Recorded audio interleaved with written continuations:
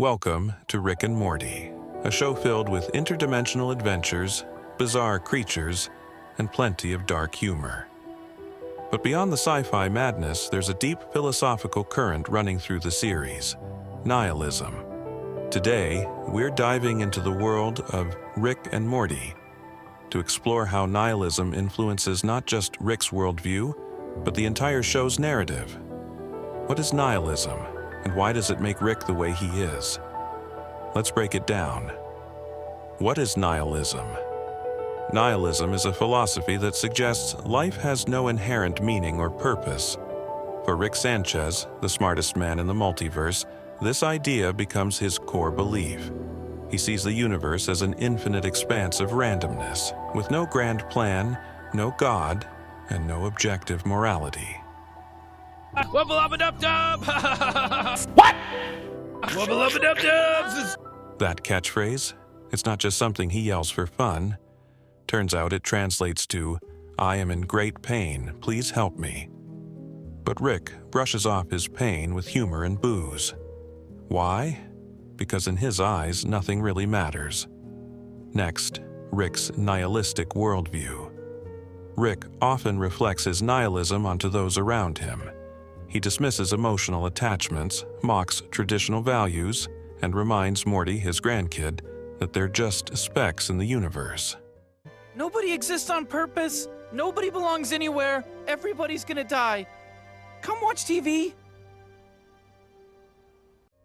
To Rick, the chaos of the multiverse proves that nothing we do truly matters in the grand scheme of things.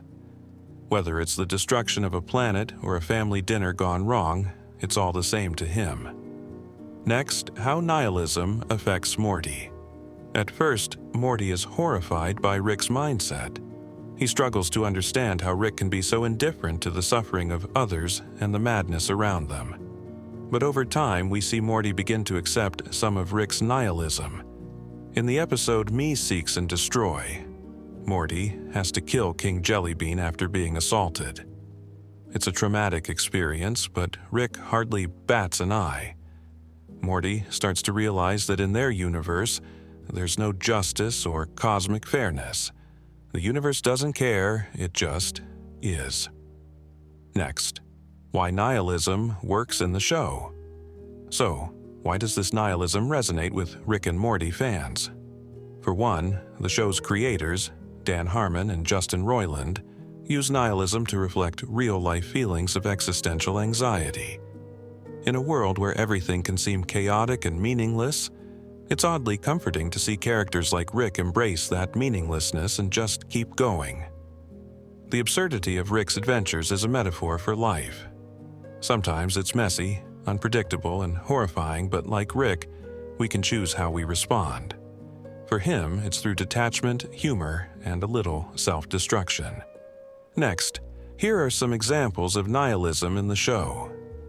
In the episode Ricksty Minutes, we see alternate versions of the Smith family living out different lives. One moment they're famous, the next they're dead. The point? There's no true version of life. It's all just one random possibility after another. Then there's Rick Potion Episode 9, where Rick and Morty completely destroy their original dimension and move to a new one. They literally bury their old bodies and keep living like nothing happened. This illustrates how meaningless individual worlds are in the grand multiverse. Conclusion.